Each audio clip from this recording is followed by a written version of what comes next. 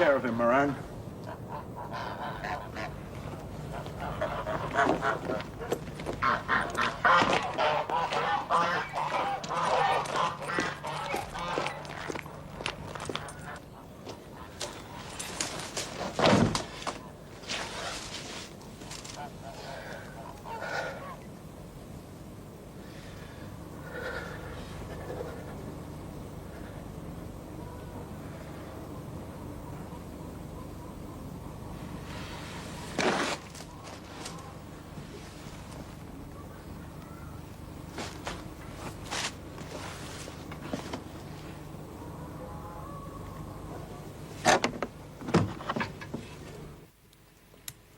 Yes, Watson.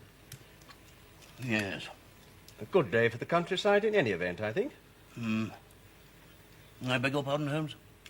We shall be making a journey into the country. I am not deaf. Where to in the country? Herefordshire. Oh, Herefordshire. The Boscombe Valley. Boscombe Valley, eh? Watson, don't keep repeating me. Yes, it's a farming area. The cattle and cider are particularly well spoken of. Quite one of my favourite spots. Just one moment. Boscombe Valley. The case of a son murdering his father? I have it all here before me, or as much as is known at the moment. It's a genuine puzzle, Watson. A collection of jagged pieces that must be fitted together to make a complete picture. Personalities at least emerge fairly clearly amid an atmosphere of domestic discord. To begin with, it would seem, some trouble over a horse. You black devil! You play games with me, would you?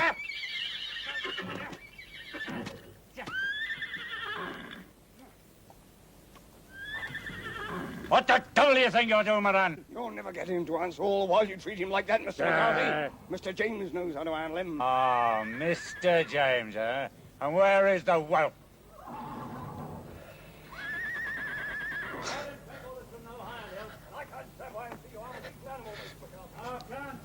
Well, maybe you'd like to take his medicine for it.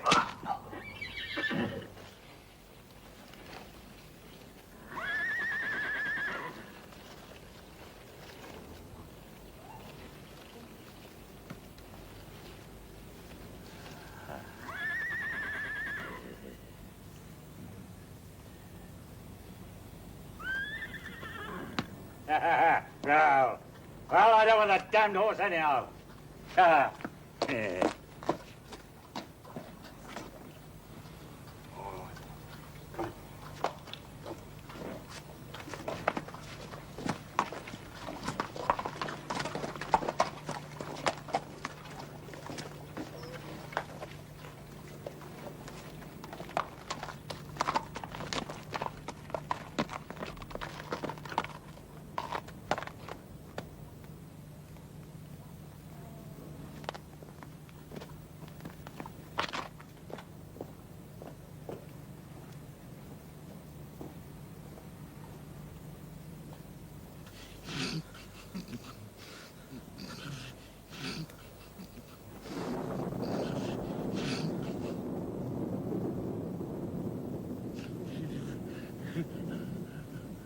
Rat. A rat. A rat?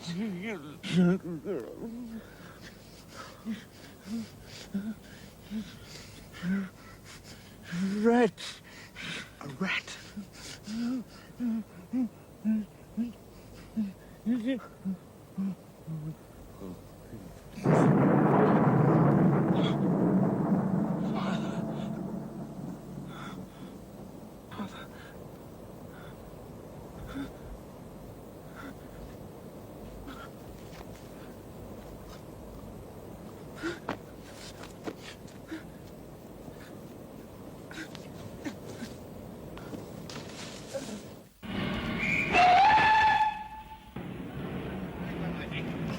Empty, which is a good thing. Yes, and it's a smoker.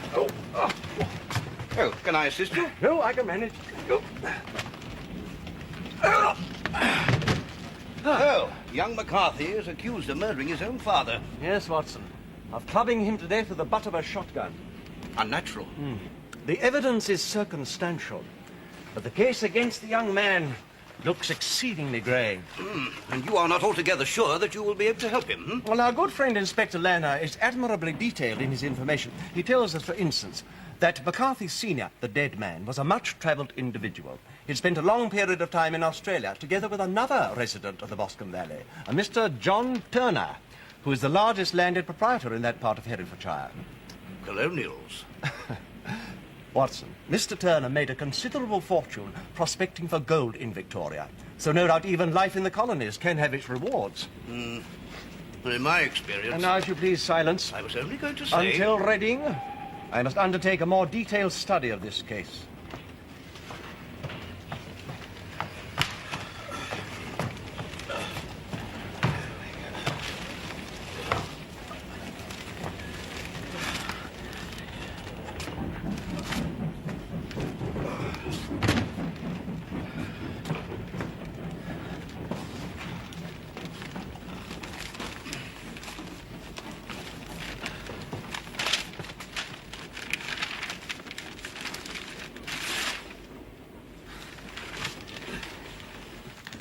But why, girl? Why, Alice? We don't want to get mixed up in a thing like this. Even if Bill McCarthy wasn't the oldest mate. Please sit down, Father. You're not supposed to be out of bed, and you're certainly not supposed to be smoking. Times are a man can't stick to his bed no longer. It's that young McCarthy, isn't it? Come on, out with it at last. I warned you against him, Alice, but you took up with him all the same. And now, even when he's done murder, you mean to try to get him off? James hasn't done murder. What have you got against him? He killed his own father, didn't he? His father. Isn't that so, Inspector? Well, Mr. Turner, the evidence is alarming. There now. Until you find a place in your heart for him. What's the matter with you, girl? From the very start, I told you the truth about him. I told you that... Father!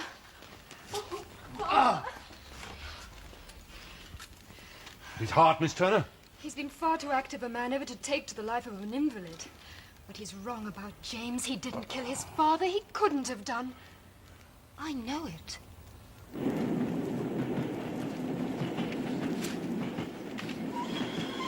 Nothing!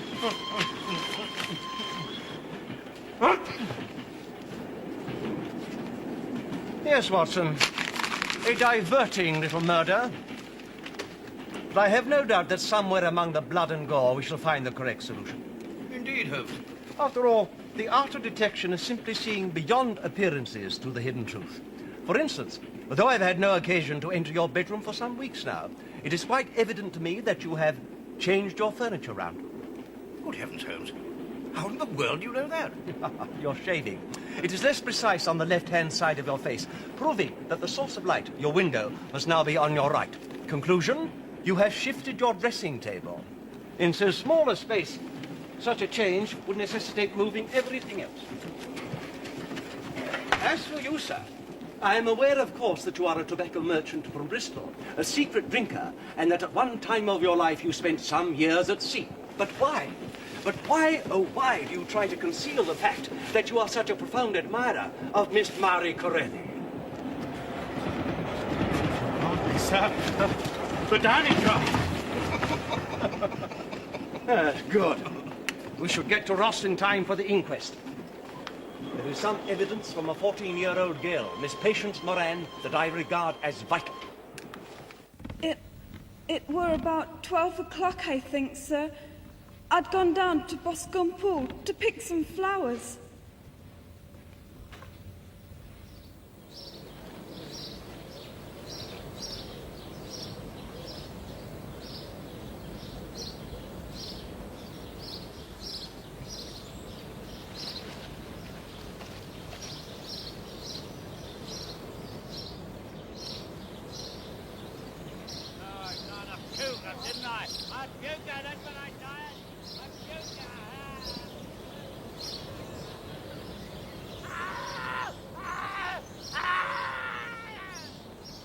Rat. Rat. I ran away to tell my pa. And you have nothing nothing further to tell us, Patience. No, sir. Very well, you may step down. Mr. Moran. Sir.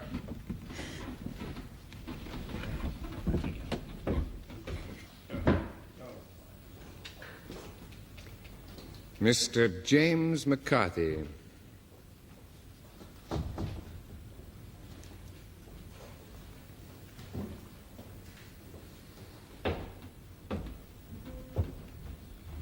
You are Mr. James McCarthy.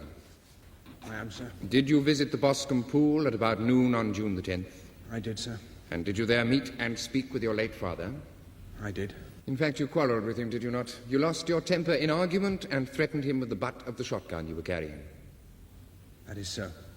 Now, had you an arrangement to meet your father at the Boscombe Pool? No. How then did you happen to encounter him? It was an accident. Would you speak up, please?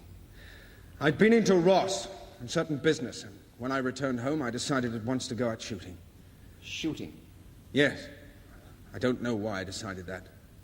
I'd no idea my father had also gone down to the pool. It wasn't a place he frequented much. But there in the woods, I heard the cry of cooey. What cry? Cooey, sir. This cry of coo-ee, it was one often used by your father?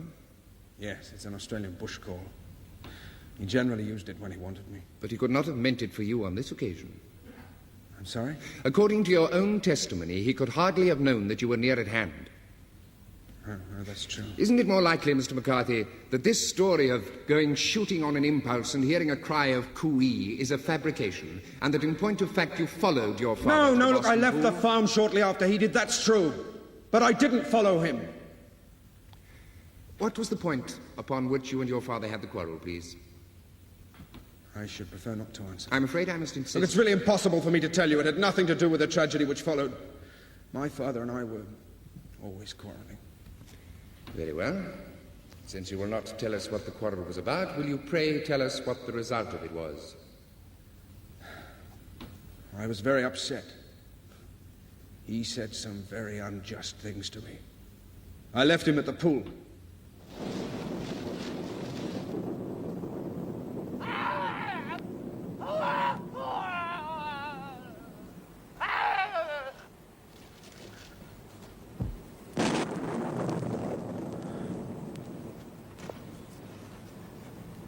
Father?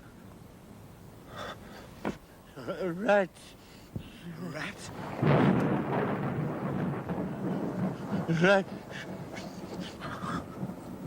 Father.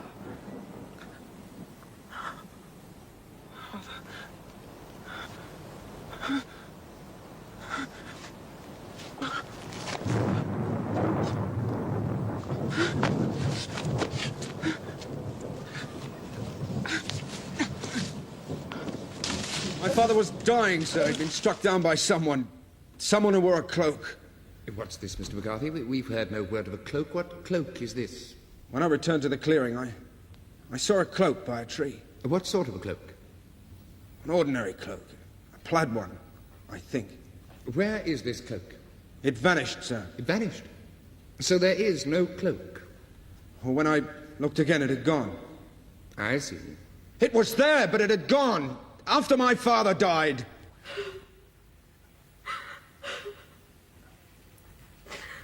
Come now, Miss Turner, you mustn't distress yourself.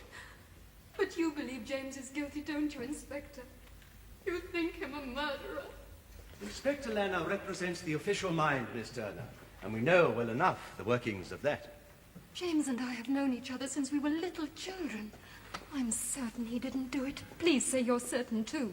I certainly hope we may clear him. You give me hope. There is such a thing as being too quick in forming a conclusion, Mr. Holmes. And there is also such a thing as pondering the unanswered questions, Inspector Lanner. Now, why, for instance, did McCarthy Sr. go down to the Boscombe Pool? We shall probably never know that now. But young James must have followed his father, no matter what he says to the contrary. Indeed. For what reason would he have just gone out shooting? Perhaps to kill something. People who live in the country sometimes do. Excuse me. I am just... Miss Turner, may I inquire, please, as to the exact nature of your relationship with James McCarthy? Beg your pardon, Mr. Holmes? Your concern for the young man is very natural, but what exactly are his feelings for you?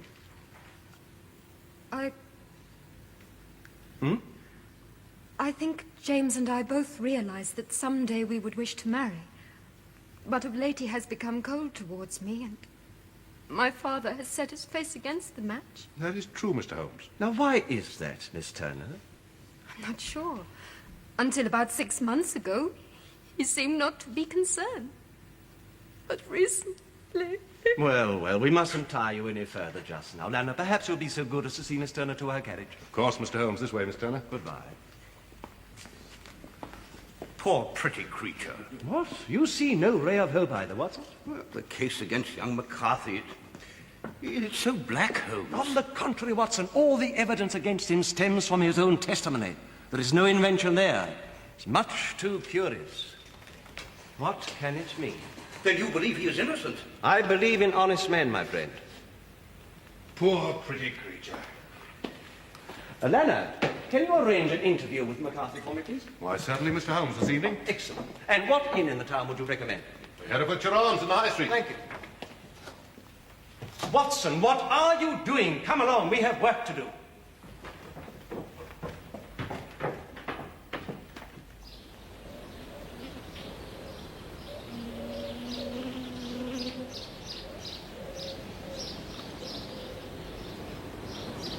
Why did Lana go into the pool, I wonder?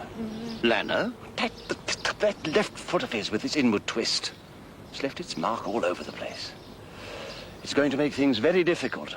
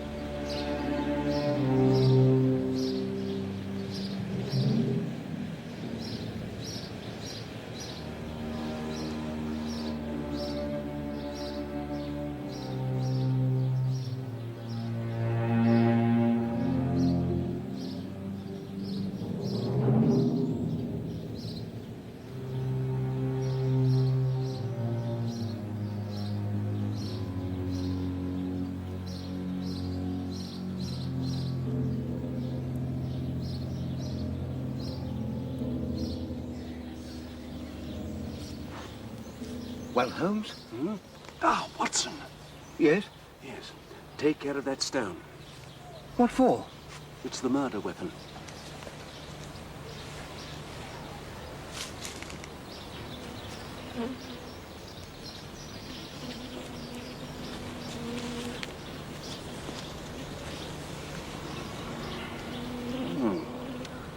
And now it seems I must find a man with a limp.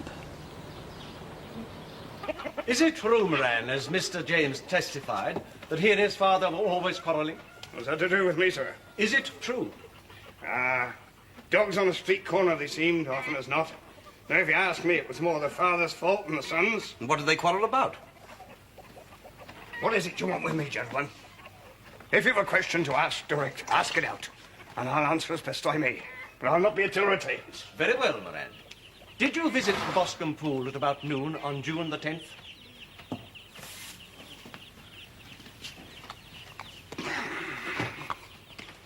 That's a bad leg you've got there, Moran. Doctor, not worth the concern as a medical man would waste on it. For it'll never be well.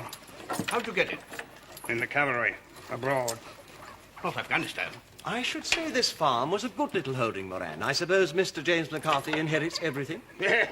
What's there to inherit? McCarthy never owned this place. He had it from Mr. Turner. Mr. Turner? His old friend from Australia. Well, McCarthy rented the farm from Mr. Turner. Never paid no rent. Not the likes of McCarthy. A kind of tick in the flesh of the earth, he were. Never worked for his keep, no, nor never paid neither if he could avoid it. But I'll tell you this much. He were a bad one, McCarthy. Many's the time I've had to beg for me wage, like a pauper. Yet how could I leave him, knowing as he'd flay the poor beasts till they dropped without me here to stay his hand? Well, I'm glad he's gone. Glad. Afghanistan. Now, just a moment, Moran. Where did you see service abroad, please? Different places. Africa one time. Anywhere else? Another place, long time ago. And where was that? Colony of Victoria.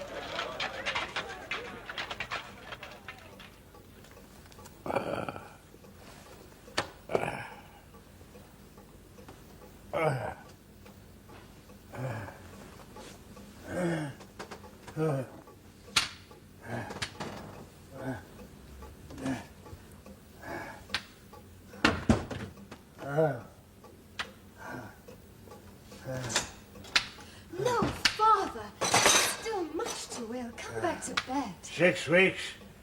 Never a step outside this room. The doctor says it could be 6 Damn months. the doctor. Chatterton has had enough.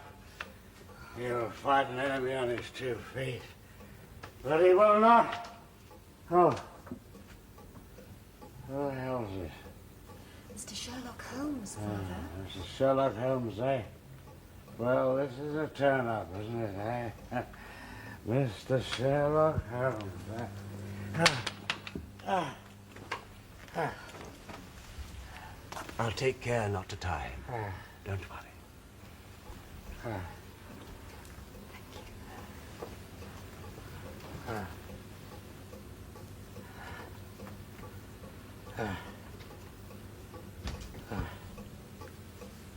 A fighter, Mr. Turner. Well, I admire a man with the courage to fight against his difficulties. But in your case, it must be second nature. After your years in Australia. It was a tough life, the golf field. And yet you reaped a rich reward.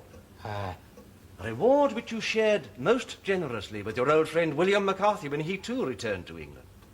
Mr. Sherlock Holmes, whatever provision I may have made for Bill McCarthy as my own business, He was my mate in Victoria. What else could I do but help him when he was harder? Oh, then he came back to England a poor man. Ah, yes, he never did have the luck, did Bill. Not even in death.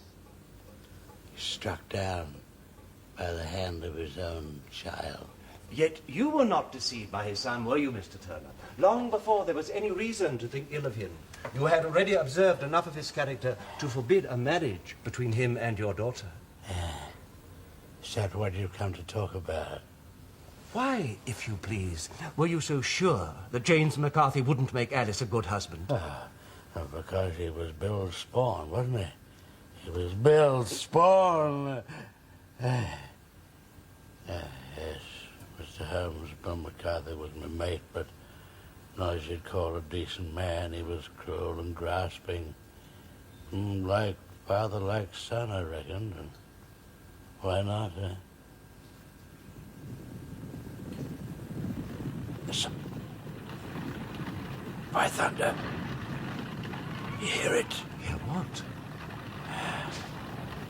The coach. The coach! The coach is coming, lads! The cob's coach! Coming round the turn now! The coach! Come for the coach, damn ya!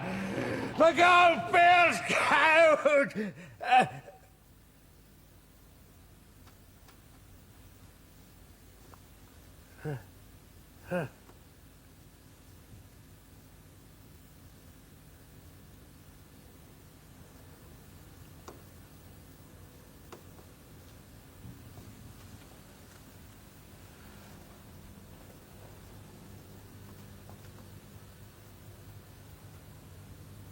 Oh, you noticed that, sir?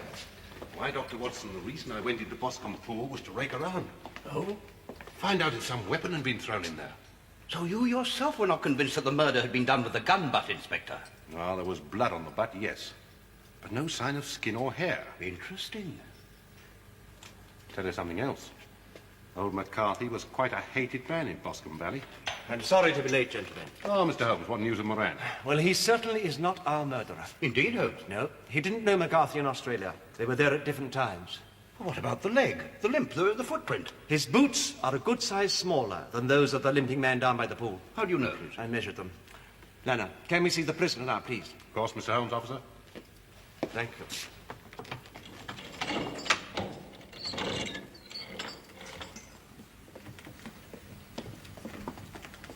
Mr. McCarthy. Allow me to introduce Mr. Sherlock Holmes and Dr. Watson. Mr. McCarthy. Delighted gentlemen. Thus Caesar and his cohort take their places in the imperial box.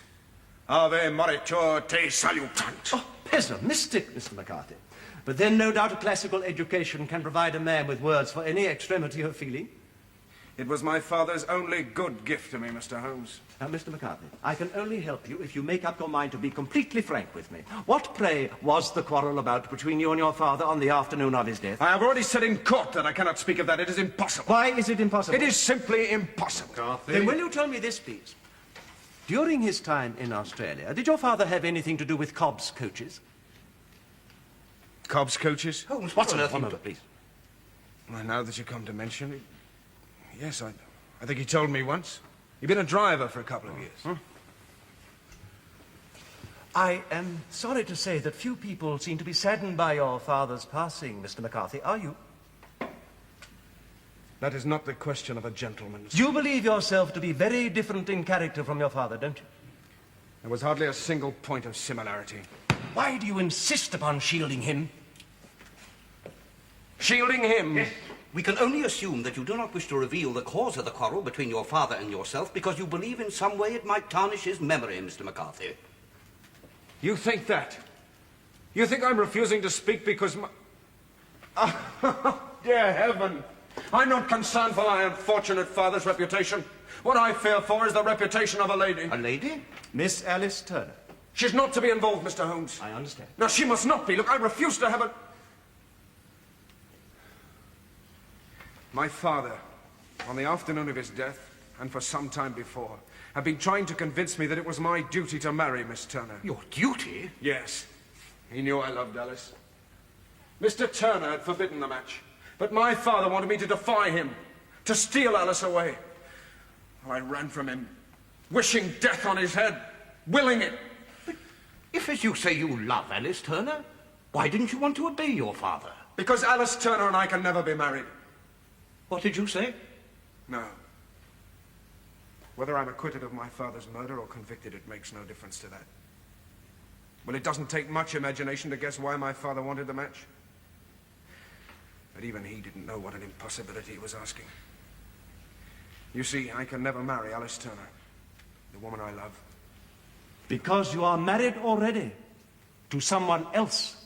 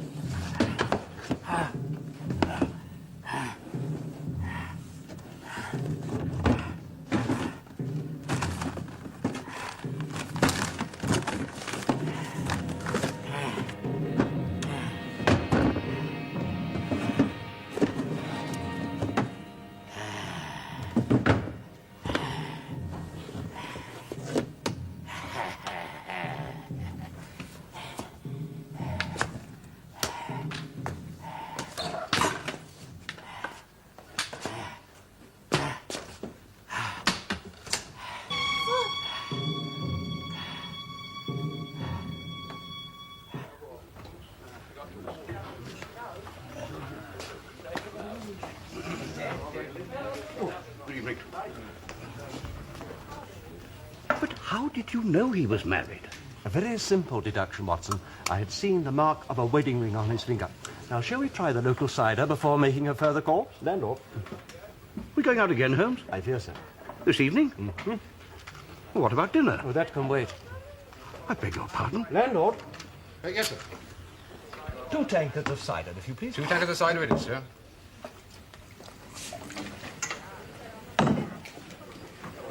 Watson, I wish to show you something. Something I purchased this afternoon. Now.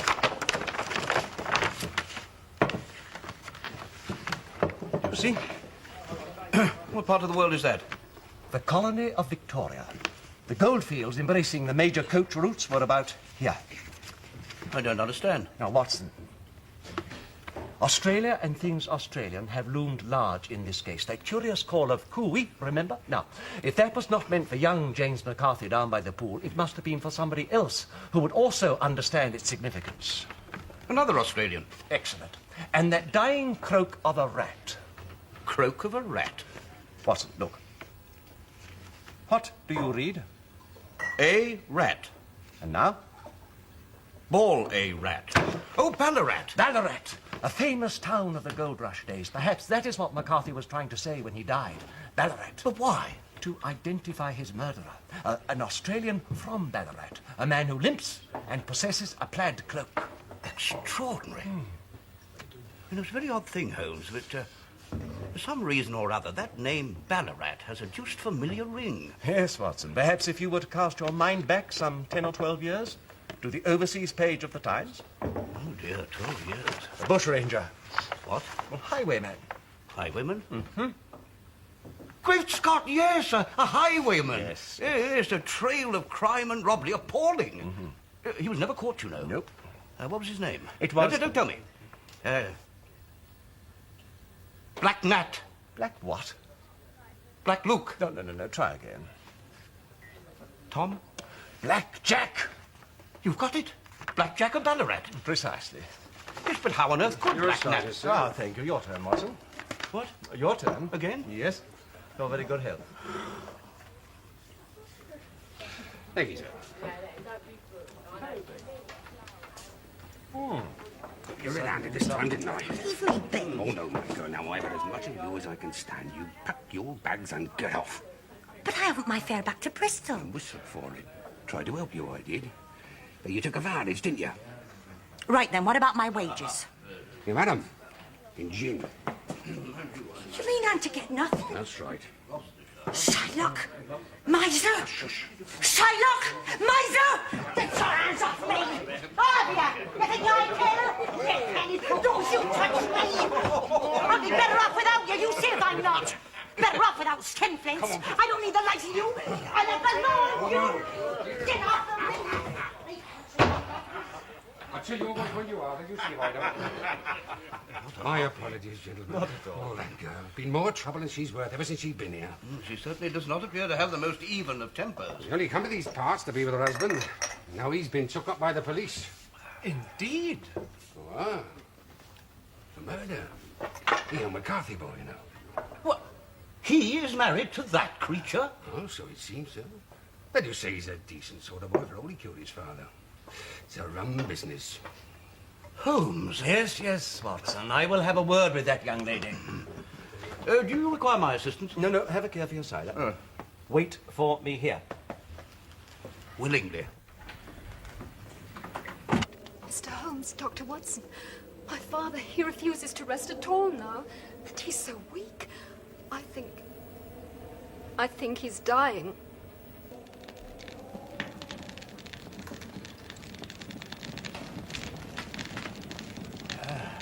Mr. Holmes. I was expecting a visitor, but not in the likeness of you. Surely you should be in bed, Mr. Turner. No. That window. Leave it. On a chilly night. Leave it, I say. When my visitor comes, he must find his way unbarred. And me, ready to fight. To fight. At least let us persuade you to wear your cloak against the evening chill.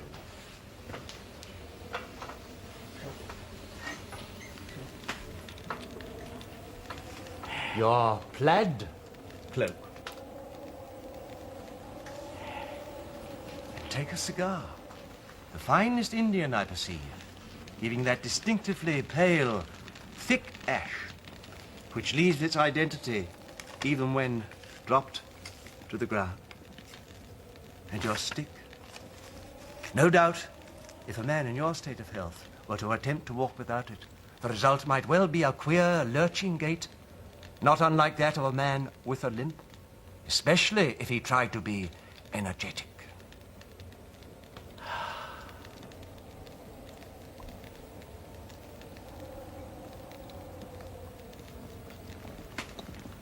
Then, you know.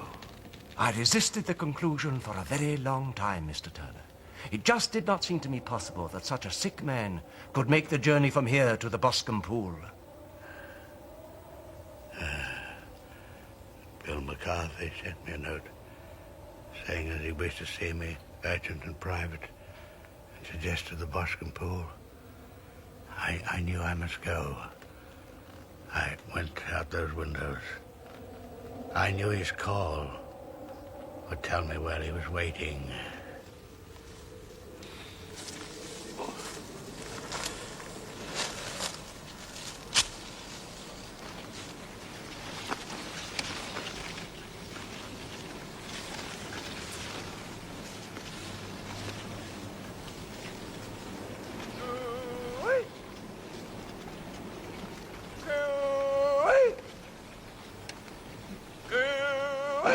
Jim, what are you doing here?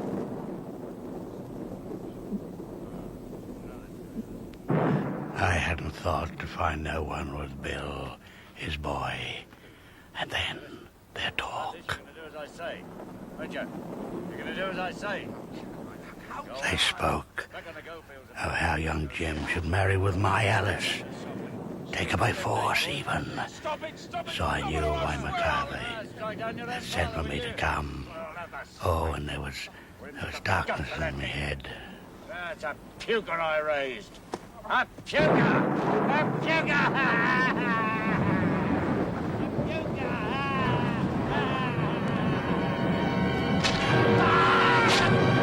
Yes, Mr. Holmes. I struck down Bill McCarthy. It was a good act. My best in many a day. How can you say that, Mr. Turner? McCarthy was your friend. What? It's true, Holmes. You said so yourself that in Australia, Mr. Turner and Mr. McCarthy were the very best of friends. You believe what I gave out as a cover for the dead? Bill McCarthy was no mate of mine. Bill McCarthy was the worst enemy a man ever had. But this will not do, gentlemen. A man can't fight from a chair. So, Mr. Holmes, what say you of the mystery of Jack Turner and the mate that was his enemy? I say McCarthy was blackmailing you. When he returned to England, he demanded his farm from you. And when you fell ill, he began to demand your daughter for his son, so that after your death he might have control of your estates. Correct. But why should such a blackguard hold over me? Because he knew a great secret about you. He knew you were no simple digger who had struck it rich in Victoria. He knew that you were Black Jack of Ballarat.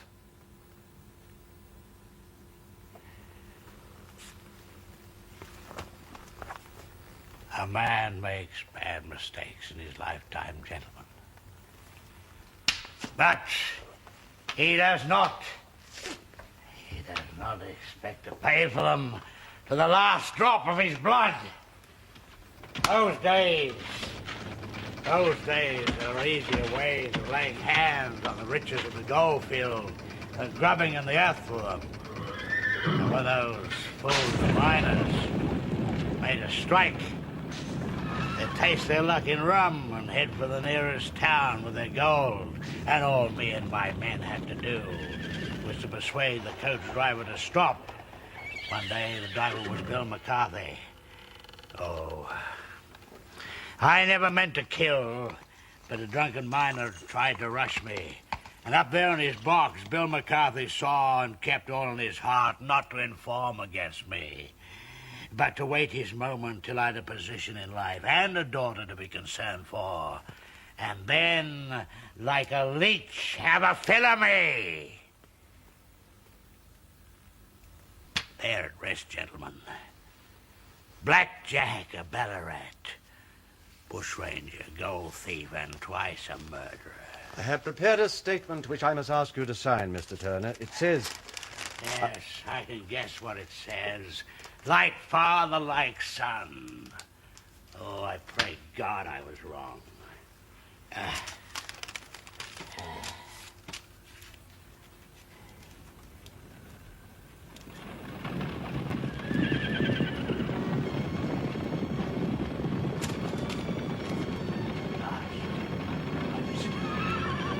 Lost. My coach. My God. He's offering a challenge, isn't he? He knows I've held up many a coach every day. And right in. It's Black Jack of Ballarat. As he calls on you to stand. You think I fear you? You think I'll turn and run from that death's head on your shoulder? Pull up! Pull up! Pull up, or I fire!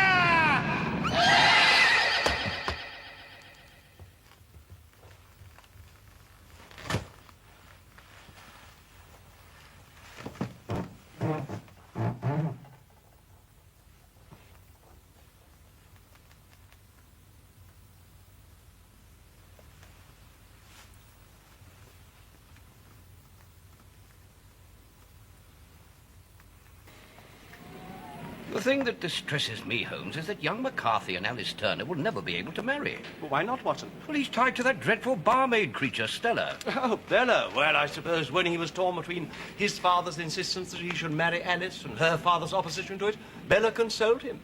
Oh, no doubt she did.